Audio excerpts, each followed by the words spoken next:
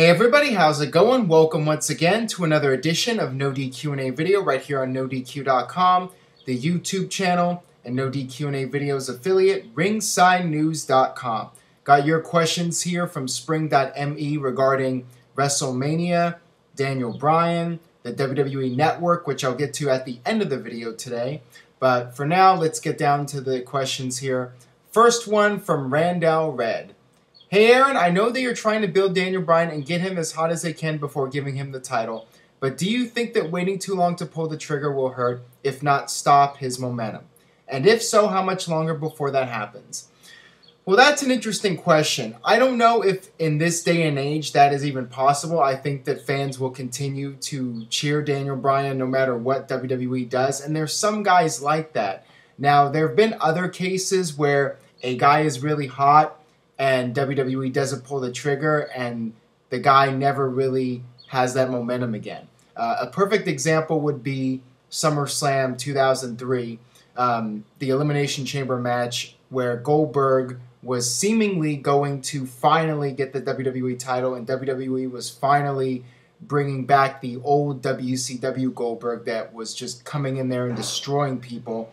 And that's what Goldberg was doing. He came out in the chamber match and he cleaned house and the fans were going nuts. But then Triple H used a sledgehammer and pinned Goldberg and the crowd just went silent. And Goldberg really never got that kind of reaction again.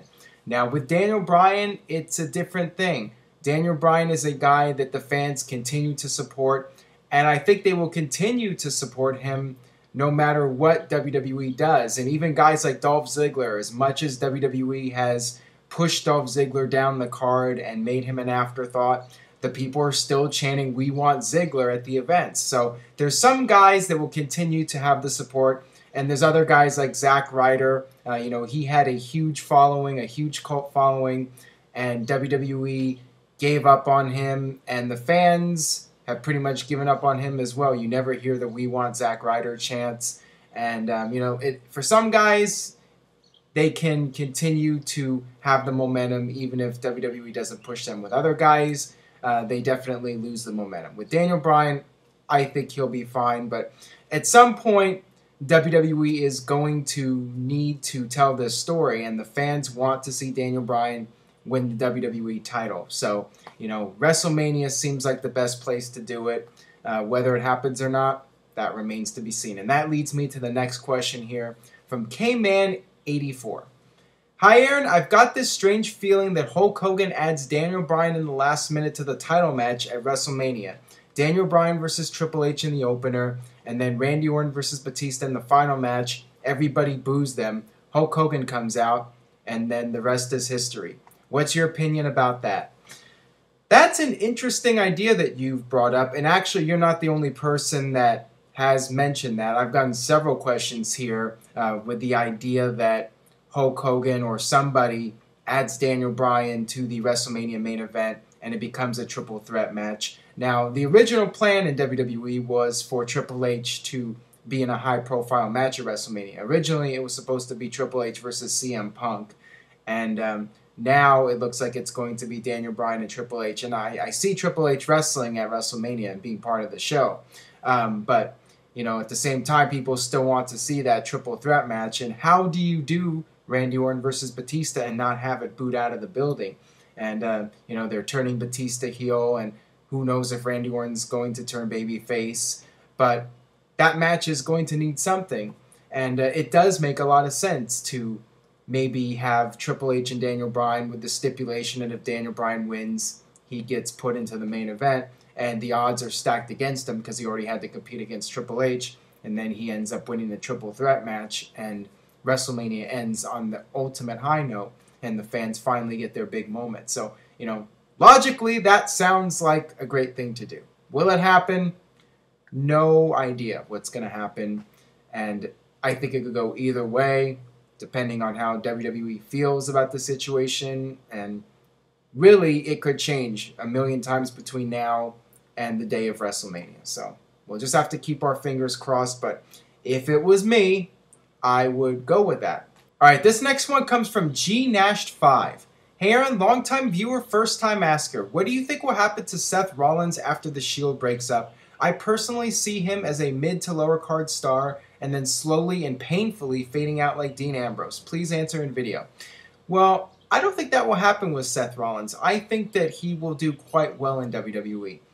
He's not the best talker in the world. He's not the tallest guy, but he's an extremely talented wrestler. And I think like Daniel Bryan, he will be able to overcome the odds. And I think both him and Dean Ambrose will be big stars in WWE. Maybe not main event level, but I certainly could see them being a major part of the company for many years to come. So I'm not too worried about Seth Rollins. All right, this next one comes from Ben Timms 524. Hey Aaron, do you think we will get the Rhodes Brothers match at WrestleMania this year or not? Well, Dustin Rhodes, Goldust, has publicly denied the rumors of this match taking place, and a year ago, I think it would have been a great idea at WrestleMania, based off their interaction against each other at the 2013 Royal Rumble. But this year, I don't really think it's the best idea because the Rhodes Brothers have done really well as a tag team, and I think it's too soon to split those guys up. I mean, I really enjoy the Rhodes Brothers as a tag team, and I don't think that a match between them would really work all that well. I don't think that the crowd would get into it all that much. I mean, Goldust, everybody loves him. He's a legend, and Cody Rhodes has got momentum as a babyface now. So I just don't see that dynamic where you have a guy that the fans will be firmly behind and a guy that the fans will boo. So I don't think it's a good idea to do it at this year's WrestleMania, and I think it's best to keep them as a duo for the time being. And if they were going to do that match, I think that they would have started building up to it by now, and they haven't. So, that leads me to believe that it's not going to happen. All right, this next one comes from Baller W Shades. Hey Aaron, please answer in video. John Cena's, quote, injured going into his match against Bray Wyatt at WrestleMania 30, so now it's quite obvious that Super Cena will overcome the odds and bury the Wyatts. Do you think that there's a possibility that Bray wins? Well, first of all, I think that it's a little bit too soon to jump to conclusions and make a prediction on this. I think that with 5 to 6 weeks left to build up to WrestleMania, it's too soon to see how it's going to play out. But if I had to make a prediction right now, I would say that John Cena wins. I think that the fact that he's not in the main event at WrestleMania, WWE will want John Cena to look as strong as possible and not have him lose in a semi-main event. That's just my gut feeling on it. But Bray Wyatt could definitely benefit from a win at WrestleMania, and I don't think it would hurt John Cena to lose a match, and especially if you have the Wyatt family interfere in some sort of screw job. WrestleMania is a show that you can establish new talent and put them over. And I would love to see Bray Wyatt get a surprise win, or maybe even a surprise clean win over John Cena. That would get people talking, and that would really give Bray Wyatt a lot of credibility. But, I could very well see John Cena winning this. But once again, it's too soon for me to really make a solid prediction on this. All right, that'll do it for this edition of NoDQ&A video. Thank you for checking out today's video. If you enjoyed it, please share it on Facebook and Twitter. If you haven't already, subscribe, youtube.com/NoDQ&AV.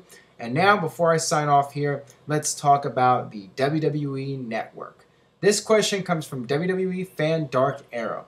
Hey Aaron, are you enjoying WWE Network as much as you thought you would?